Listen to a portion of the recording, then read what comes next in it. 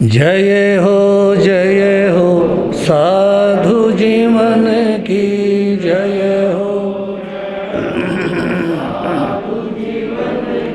साधु जीवन की त्यागी जीवन की।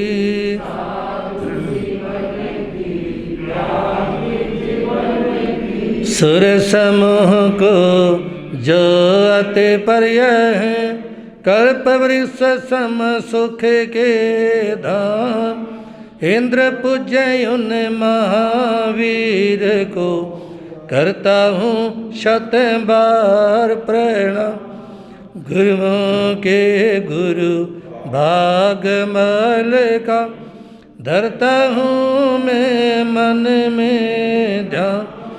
जिनकी पावन कृपा से मिलता भवत में न शक आत्म ज्ञान। निर्मल कीर्ति पावन चारित्र उत्तम जिनका सद्वा।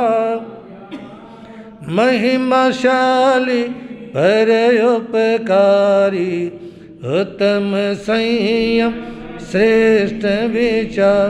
परम सेवा भावी गुरुवर मेरे थे फकड़ सन्यासी रहे। अभय गगन गुंजा दो जय। गुरु प्रेम सुख की बोलो जय।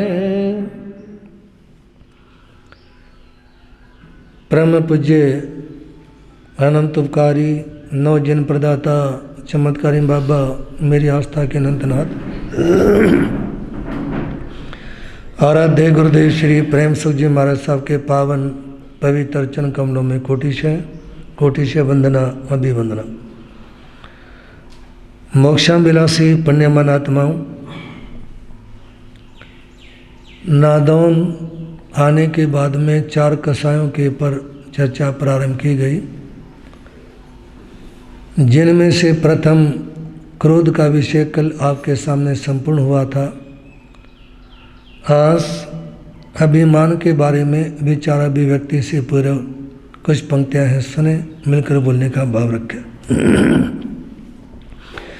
परम सेवा भावी परम पूज्य गुरुदेव चमत्कारी बाबा श्री प्रेम सुख जी बोल चिंतामणि पारसनाथ। तपस्या तपस्या तपस्या तपस्या तपस्या। कुछ पंक्तियाँ रोजाना तपस्या के बारे में आप लोग श्रवण करेंगे। मैं चाहता हूँ कि यहाँ कुछ बहनें, कुछ बंधु वर्षी तप इत्यादि के लिए तैयार हों, और उसके लिए तैयार होने से पूर्व आप लोग ये सुने कि तपस्या करने से इंसान को क्या मिलता है। तपस्या तपस्या तपस्या तपस्या तपस्या। कहो कौन झूला सुखों का झुलाती। कहो कौन झूला।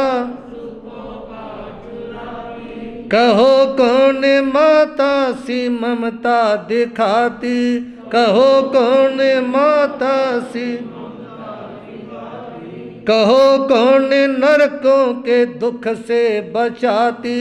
कहो कौन नरकों के। कहो कौन मानव को मानव बनाती। कहो कौन। तपस्या तपस्या तपस्या तपस्या तपस्या।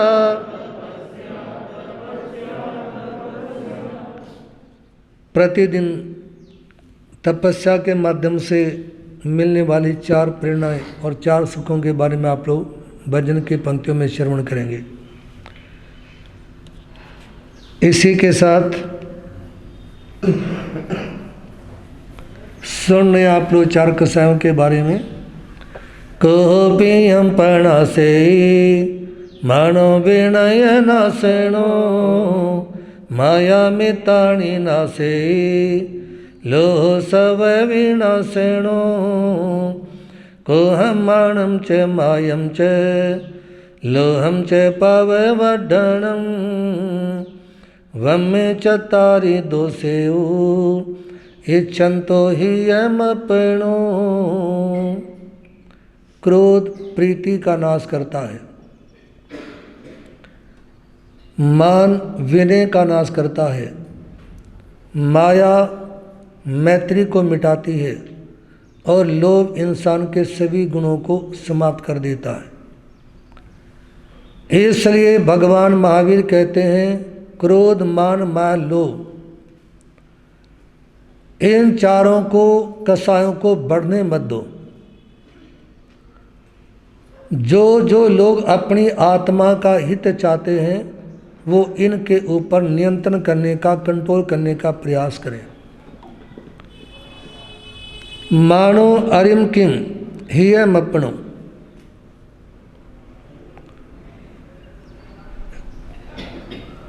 एक जैन आचार्य वे हैं गौतम ऋषि। उन्होंने स्वयं प्रश्न उठाते हुए उसका समाधान दिया कि आपका दुश्मन कौन है। कहा अभिमान। अभिमान इंसान की जिंदगी का सबसे बड़ा नशा होता है। इसी बारे में आप लोग श्रवण करेंगे। मानसितोन्नति मन की उद्धता का नाम है मान। जो मन में उस श्रृंखला होती है, मन कूदना फांदना शुरू कर देता है, व्यक्ति को अंदर से उद्वेलित कर देता है, व्यक्ति को हैरान कर देता है, उसको कहते हैं मान। उछलो कूदो जब तक जोर गलियों में, याद रखना इस तन की उड़ेगी खाक गलियों में। यानी व्यक्ति उछलता है कूदता है लेकिन उसे ये महसूस नहीं होता, ये विचार नहीं आता कि एक दिन जब मेरे को शमशान में जला दिया जाएगा, जब मेरे शरीर की राख बन जाएगी, वो गलियों में उड़ती फिरेगी। तन की राख गलियों में उड़ती फिरेगी। इसलिए निवेदन है, मान आत्मा की विकृत दशा है। बाह्य शत्रु तो झुक जाते हैं, लेकिन जो भीतर का दुश्मन है ना अभिमान, ये झुकने के लिए तैयार नहीं होता।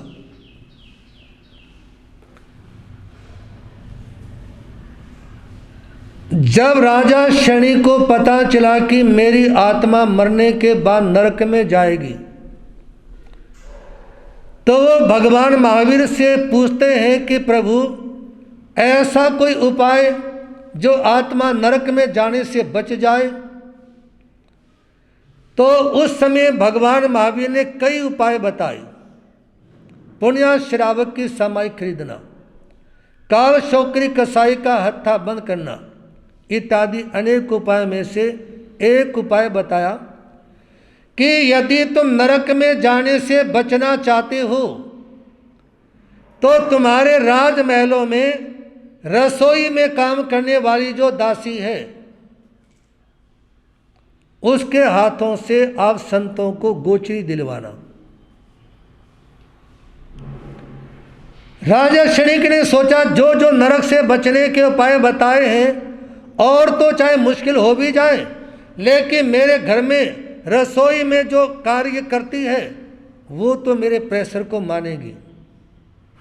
सजनों, उस समय राजा शंकर ने कपिला दासी के सामने कहा कि आप आज संत आएंगे, उनको आहार बहराना। उसने कहा जी मेरी संतों में श्रद्धा नहीं है, मैं जैन धर्म को नहीं मानती, मैं आहार नहीं रह सकती। उस समय राजा शनिक ने उनके हाथ के पर चम्मच बंधवा दिया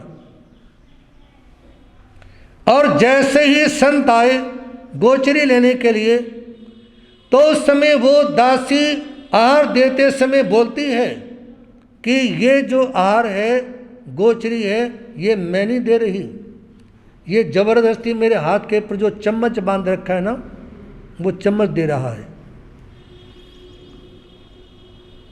सजनों, निवेदन है कि अंदर से अभिमान का निकलना बहुत मुश्किल है।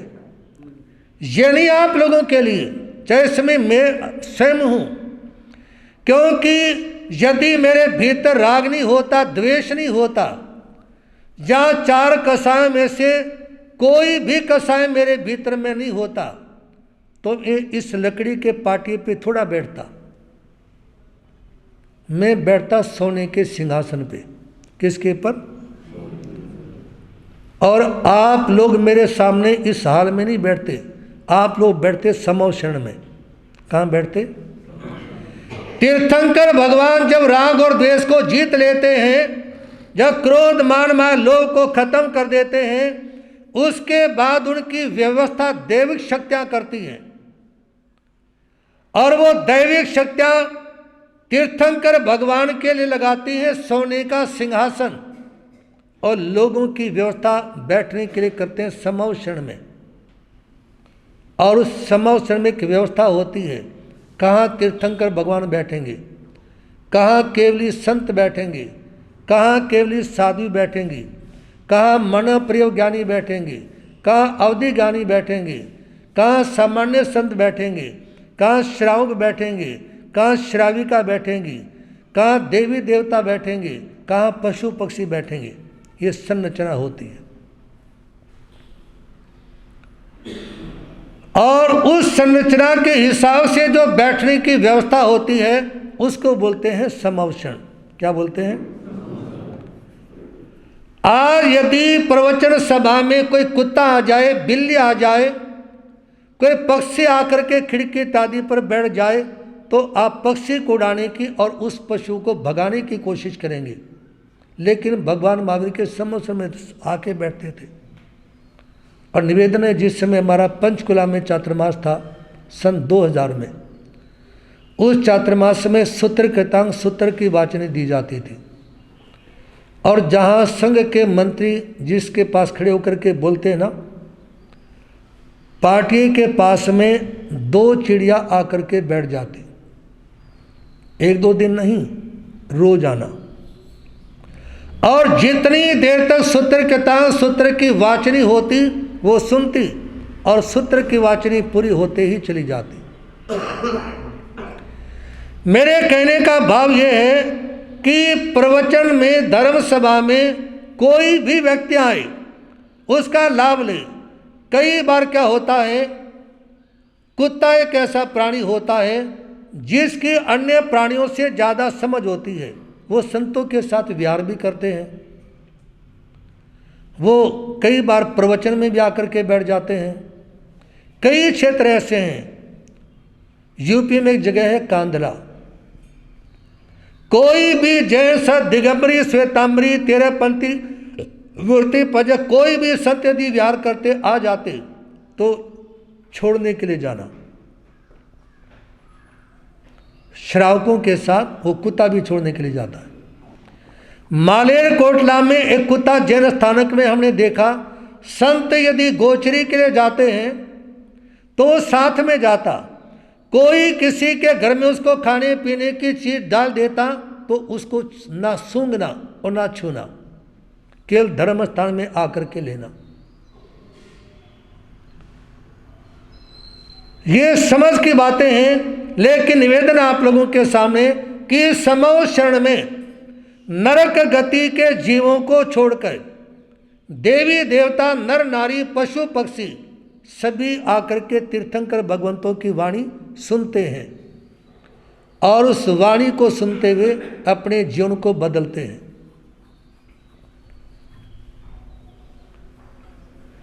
पशुओं की जिंदगी पराधीन होती है, लेकिन पशुओं के पास भी कई बार बड़ी समझ होती है। जैसे किसी इलाके में भूकंप आना हो, बाढ़ आने वाली हो, तो बहुत सारे पशु पक्षी उड़ उड़ के कहीं से कहीं चले जाते हैं और आप लोगों ने स्कूल की पाठ्य पुस्तकों में कभी पढ़ा होगा प्रवासी पक्षियों के बारे में, है जी। प्रवासी पक्षी जो सुदूर प्रांतों से, दूसरे देशों से भी एक देश से दूसरे देश में चले जाते हैं, सर्दी गर्मी इत्यादि मौसम के पर आधारित होने से।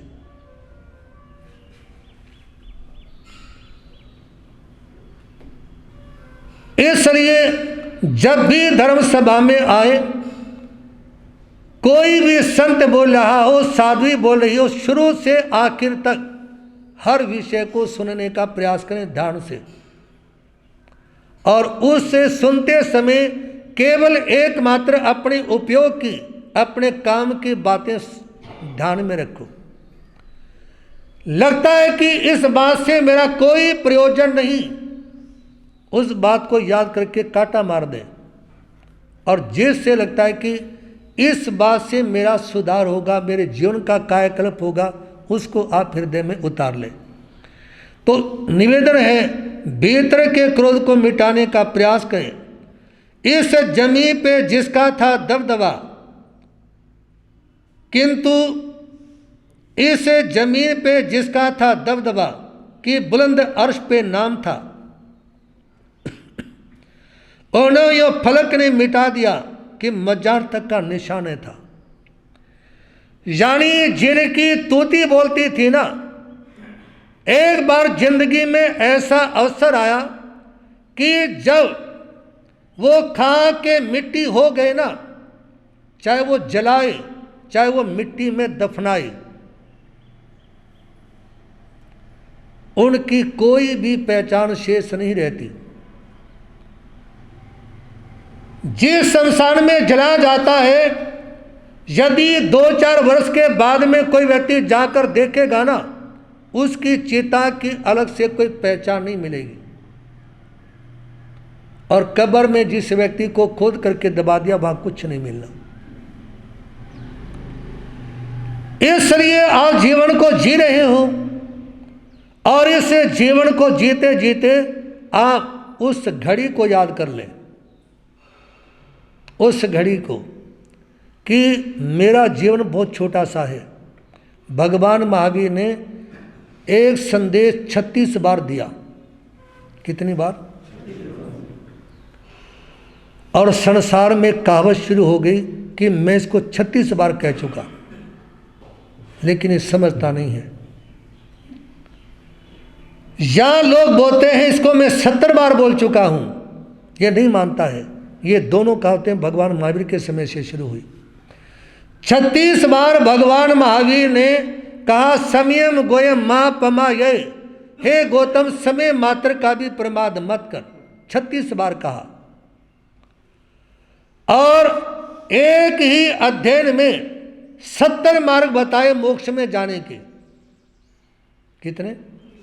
70 मार्ग एक ही अध्ययन में बताए कि तुम क्रोध को जीतने से मोक्ष में जा सकते हो, प्रतिक्रमण करने से मोक्ष में जा सकते हो, अपनी आत्मा की आलोचना करने से मोक्ष में जा सकते हो, सामायिक करने से मोक्ष में जा सकते हो, बड़ों की सेवा करने से मोक्ष में जा सकते हो। इस तरह 70 मार्ग मोक्ष में जाने के बताए।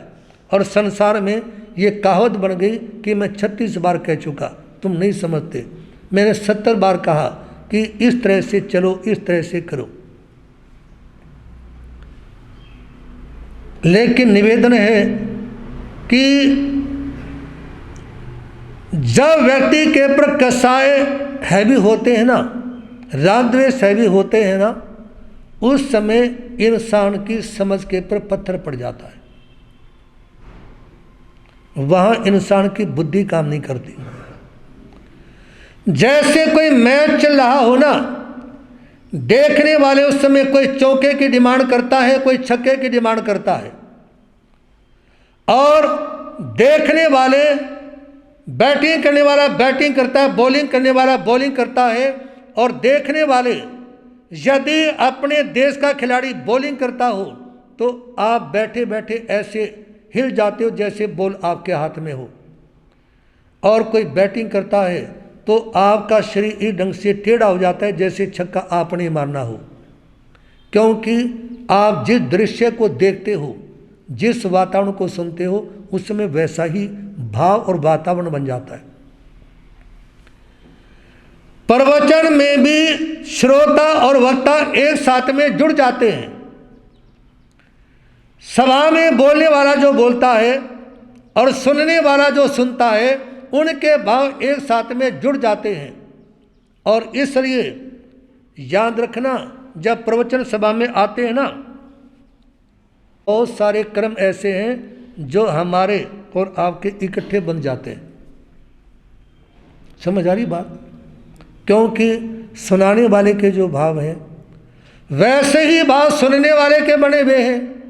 और ऐसे में एक ही सभा में बैठने के बाद, एक जगह पर उपस्थिति होने के बाद में जो बोला जाता है और जो सुना जाता है, एक जैसा माहौल बनने के कारण कर्म का बंध या कर्म की निर्जरा ये एक जैसी हो जाती है। कई घटनाएं ऐसी घटित होती हैं कि सैकड़ों लोगों की मृत्यु एक साथ हो जाती है। जैसे सुनामी लहरों में, जैसे भुज कच्छ में, लातूर में भूकंप आए, हजारों लोग एक साथ खत्म हो गए। ऐसा क्यों हुआ? उस दौरान लोग ये प्रश्न करते थे। उसी दौरान दिल्ली में एक बस जमुना में गिर गई, जिसमें स्कूल के 22 या 21 बच्चे बैठे थे।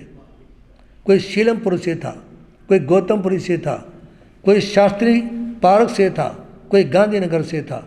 और वो बस सिविल लाइन बच्चों को लेके जाती थी। उसमें लोग प्रश्न करते थे कि महाराज जी, कोई किसी कॉलोनी में रहता है, कोई किसी नगर में रहता है, और ये इकट्ठे मृत्यु कैसे हुई? सज्जनों, ये होता है सामुदायिक कर्म के कारण। किसके कारण? सामुदायिक कर्म। सामुदायिक कर्म का मतलब है समूह में बांधा गया कर्म। जब एक ही घटना में, एक ही कार्य में अनेक लोग लग जाते हैं ना, तो उस समय सबका कर्म एक जैसा बंध जाता है, एक साथ में बन जाता है। वो एक साथ में उदय में आता है और एक साथ में उसका उपभोग करना पड़ता है। इसलिए आप प्रति पल प्रति क्षण अपने को जागरूक करने का भाव रखेंगे। जन्मांध व्यक्ति अपना इतना अहित नहीं करता जितना व्यक्ति घमंड में करता है। और याद रखना, अभिमान विपत्तियों का सबसे सुरक्षित घर है। अभिमान आफतों का, मुसीबतों का सबसे सुरक्षित घर है। मतलब जिस समय अभिमान आता है ना, वो बहुत सारी समस्याओं को, प्रॉब्लमों को बुला लेता है। इसलिए अपने को इस चीज से दूर करने का प्रयास करें। ठाणा सूत्र में 8 प्रकार का अहंकार बताया। कितना? वैसे तो इसके भेद, प्रभेद इत्यादि करो तो बहुत सारी तरह के हैं। अनंतानुबंधी, अप्रत्याख्यानी, प्रत्याख्यानी, संजलन, नो कसाय और उनके भेद प्रभेद इत्यादि।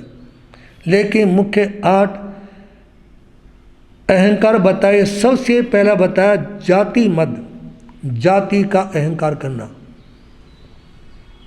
मैं महाजन हूँ, मैं ब्राह्मण हूँ, मैं अमुक व्यक्ति हूँ, मैं शाह हूँ, ऐसा किसी बात को लेकर के अहंकार करना। इस तरह के अहंकार में व्यक्ति नीच गोत्र कर्म का बंध कर लेता है और वह उसको उसका फल भोगना पड़ता है। एक ब्राह्मण थे जिनका नाम था सोमदत्त पुरोहित। क्या नाम था? सोमदत्त पुरोहित। उन्होंने अहंकार किया अपनी जाति का, और अन्य जाति के पर या क्षुद्र जाति के पर जितना भी उनसे आक्षेप किया जाता, टिप्पणी की जाती, उस समय बोलते थे। वो आक्षेप करते थे कि ये ऐसे लोग हैं, ये ऐसे लोग हैं, टिप्पणी करते थे। उसका परिणाम ये निकला कि सोमदत्त ब्राह्मण ने मरने के बाद में एक चंडाल व्यक्ति था जिसकी पत्नी का नाम था गौरी। उसकी कुक्षी से जन्म लिया, जो बाद में जैन साधु हरिकेश बल के नाम से प्रसिद्ध हुआ। कौन? जिसकी चर्चा भगवान महावीर ने अपने अंतिम प्रवचन में की। जाति मत, जाति के अहंकार के कारण पतन हुआ, और पतन होने के बाद में उस हरिकेश बल से, जब वो छोटा था, माता पिता भी स्नेह नहीं करते थे, गली मोहल्ले के लोग भी उससे नफरत करते थे। यदि खेलने के लिए पार्क में बगीचे में चला जाए तो अन्य लड़के उसको गालियां देकर के वहां से निकाल देते थे। ये सब हरिकेश बल के साथ में होता था। एक बार उन्होंने सांप देखा। एक सांप था 2 मुंह वाला, और एक दूसरा सांप निकला, काला सांप, जिसका 1 मुंह था। तो बच्चे शोर मचाते हैं, सांप आया, सांप आया। तो उस समय एक सांप को लोग डंडे से मारने के लिए दौड़ते हैं। जिस सांप का पीला रंग था, 2 मुंह थे, उसके बारे में लोग कहते हैं इसे मत मारना, ये काटता नहीं है। दूसरे सांप के बारे में बोलते हैं ये काट खाएगा, इसका जहर चढ़ जाएगा। हरिकेश ने अपने मन में सोचा कि मेरे से लोग नफरत क्यों करते हैं? क्योंकि मैं गालियां देता हूं, मैं अंडे खाता हूं, मैं मीट का सेवन करता हूं, मैं शराब का सेवन करता हूं, और हर किसी व्यक्ति को अपशब्द कह करके बोलता हूं, इसलिए सभी लोग मेरे से नफरत करते हैं। और जिनका व्यवहार ठीक है, जैसे 2 मुंह वाले सर्प के बारे में कहा गया कि काटता नहीं, इसी तरह से जिन लोगों का व्यवहार ठीक है, जो सभी से मिलजुल करके चलते हैं, उनको कोई कुछ नहीं कहता। हरिकेश बल ने बस वहाँ से अपने जीवन को बदला और वो संत बन गए। और संत बनने के बाद में कठोर साधना की, दैविक शक्तियाँ भी उनकी सेवा में रहने लगी। प्रसंग ये लंबा है, लेकिन इतना सा ही कहना चाहूँगा कि जाति का अहंकार इंसान के पतन का कारण बनता है। दूसरा, कुल मद, अपने खानदान का अभिमान करना।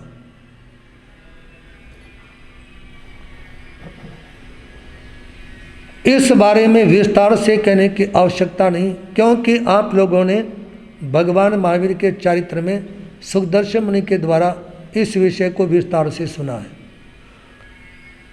मारीची ने जो अहंकार किया कि मेरे दादा पहले राजा, मेरे पिता चक्रवर्ती, मेरे दादा पहले साधु, पहले राजा, पहले तीर्थंकर, और मैं वासुदेव भी बनूंगा, चक्रवर्ती भी बनूंगा, और तीर्थंकर भी बनूंगा। और ये कहते जमीन के पर पदचाप करते हुए खड़े होते हैं कि हमारे कुल जैसा, हमारे खानदान जैसा इस भारतीय वसुंधरा के पर और कुल कौन हो सकता है? ऐसा खानदान नहीं मिलेगा। और उस अहंकार के कारण, कुल मद के कारण, मारीची को माता त्रिशला की कुक्षी में आने से पहले 83 अहोरात्र तक कहाँ रहना पड़ा? देवानंदा की कुक्षी में। यहाँ 2 बात आपके सामने कहना चाहूँगा। एक तो अहंकार के कारण उनके साथ ऐसा हुआ। दूसरी बात ये ध्यान रखें कि जो लोग किसी बच्चे को गोद इत्यादि लेते हैं, या कोई बच्चा गोद आता है, वो बच्चा कभी गोद का नहीं होता। वो हकीकत में उसी बहन की अपनी संतान होती है जिसके पास में बच्चा आया है। हकीकत में, वास्तव में वो उसी की संतान होती है। लेकिन पिछले जन्म के किसी कर्म के कारण, जैसे महावीर घूम करके त्रिशला के पास आए ना, है जी, सीधे तो नहीं आए। जैसे भगवान महावीर का जीव देवानंदा ब्राह्मणी की ओर से परिक्रमा करके त्रिशला के पास में आए। इसी तरह से जिस बहन की कुक्षी से जिस बच्चे ने जन्म लेना होता है और वो जन्म नहीं ले पाया, वो दूसरी माता के माध्यम से घूम कर क्या संतान उसी की थी, आना उसी के पास था, बेटा उसी का है। लेकिन जैसे अंतगढ़ सूत्र में भी आप लोग पढ़ते हैं ना 6 बच्चों के बारे में, हाँ जी, जो मृत बच्चे थे वो दूसरी जगह पहुंचा दिए, जीवित दूसरी जगह आ गए, या कहीं पर लड़की है तो दूसरी जगह शिफ्ट कर दिया और लड़का है तो दूसरी जगह भी शिफ्ट कर दिया। लेकिन जो बच्चा आए अपने पास उसको पूरा स्नेह दिया जाए, उसका पालन पोषण सुंदर तरीके से किया जाए। तो निवेदन है, कुल मद के कारण मरीचि को अपमान झेलना पड़ा और आगम में 10 अक्षेरों की चर्चा आती है ठाणाक सूत्र के अंदर। अक्षेरे से मतलब 10 आश्चर्यजनक घटनाएं, और उनमें से एक आश्चर्यजनक घटना यह है कि भगवान महावीर का जीव पहले देवानंदा की कुक्षी में आया और बाद में त्रिशला की कुक्षी में आया। तीसरा है बल मद, ताकत का अभिमान। राजा क्षणिक जिनको अपनी ताकत का बड़ा अभिमान था और वो कई बार तीर कमान इत्यादि लेने के बाद में शिकार करने के लिए जाते थे, और शिकार करने के लिए जाते ना तो उस समय शिकार करते हुए देखते थे कि आज मैंने कितने मृगों को, कितने हिरणों को मारा, और उनको मारने के बाद वो बड़े खुश होते थे। और उन राजा क्षणिक ने एक बार गर्भवती हिरणी का मर्डर किया, गर्भवती हिरणी को मार दिया। और गर्भवती हिरणी को मारने के बाद में जब भगवान महावीर ने कहा कि तुम मरने के बाद में नरक में जाओगे, उपाय भी बता दिए नरक में जाने से बचने के, लेकिन फिर भी उनकी आत्मा नरक में गई। किसके कारण? गर्भवती हिरणी का मर्डर करने के कारण। याद रखना, यदि कोई बहन अपने गर्भ में आने वाले बच्चे को यह सोच करके कि कन्या है, मेरे को बेटी नहीं चाहिए, और उसका अबॉर्शन करवा देते हैं, अबॉर्शन करवाने वाली माँ, अबॉर्शन में सहयोग करने वाले पति, अबॉर्शन की प्रेरणा देने वाले सास ससुर, या और जो भी व्यक्ति हैं, वो सब मरने के बाद कहाँ जाएंगे? नरक गति में। ये लिखा है ठाणाक सूत्र के 4थे ठाणे में। कहाँ पे? ठाणाक सूत्र के 4th ठाणे में लिखा है, जहाँ नरक में जाने के 4 कारण बताए। और नरक में जाने के 4 कारणों में से एक है पंचेंद्रिय प्राणी का वध। जिस जीव के पास में कान, आंख, नाक, जीव और शरीर तो उनके साथ में होता ही है, पंचेंद्रिय प्राणी का वध जिसके माध्यम से हुआ है, तो वहाँ आत्मा नरक गति में जाती है। और ऐसा उस समय राजा क्षणिक के साथ में हुआ, मरने के बाद उनकी आत्मा नरक में गई। और चौथा है रूप मद, अपनी सुंदरता का अभिमान करना, अपने सौंदर्य का अहंकार। हस्तिनापुर में जो उस समय भारतवर्ष के चक्रवर्ती थे सनत कुमार, ये कहते हैं कि वो इतने ज़्यादा सुंदर थे, इतने ज़्यादा सुंदर थे कि उनको देखने वाले लोग मोहित हो जाते थे। एक बार देवलोक में चर्चा हुई कि मनुष्य लोक में जो सनत कुमार चक्रवर्ती है, उससे ज़्यादा सुंदर कोई दूसरा व्यक्ति नहीं मिलेगा। तो मिथ्या दृष्टि देव परीक्षा लेने के लिए आए और कहा कि हम सनत कुमार चक्रवर्ती को देखना चाहते हैं। वो ब्राह्मण का वेश धारण करके आए थे। तो उस समय जो मुख्य द्वार के पर चौकीदार खड़ा हुआ था ना, उसने सनत कुमार चक्रवर्ती से पूछा कि 2 ब्राह्मण आपके रूप को देखने के लिए आए हैं। तो उस समय चक्रवर्ती सनत कुमार कहते हैं, सुनो, उनको बोल दो कि अभी वो स्नान, मालिश इत्यादि, योगा प्राणायाम इत्यादि करने में लगे हुए हैं, थोड़ी देर में आपको दर्शन देंगे। उसके बाद वो सभी क्रियाओं से निवृत्त होते हैं और रेशमी वस्त्रों को पहनते हैं, एक से कीमती जेवर धारण करते हैं, और जैसे ही सिंहासन पर जाकर के बैठे और सेवक को आज्ञा दी कि उन दोनों ब्राह्मणों को आमंत्रित करो, बुलाओ, और जैसे ही ब्राह्मण आए ना, उनके सामने सनत कुमार चक्रवर्ती कहते हैं, सुनो, तुम मेरे को देखने के लिए आए हो, जिस समय तुम आए उस समय अंदर इसलिए नहीं आने दिया क्योंकि उस समय मैंने शरीर का श्रृंगार नहीं किया था, अब तुम मेरी सुंदरता को देखो। इतना कहते ही एक देव कहता है कि आप इस शरीर के अंदर जो हड्डी, मांस, मल मूत्र इत्यादि भरा हुआ है और चमड़े की चादर से जिस शरीर को ढक रखा है, इसकी सुंदरता के पर जो आप मोहित हो रहे हो ना, इसमें तो कीड़े कुलबुला रहे हैं। क्या कहने लगे? इसके अंदर कृमि पड़ चुके, कीड़े पड़ चुके, कीड़े कुलबुला रहे हैं।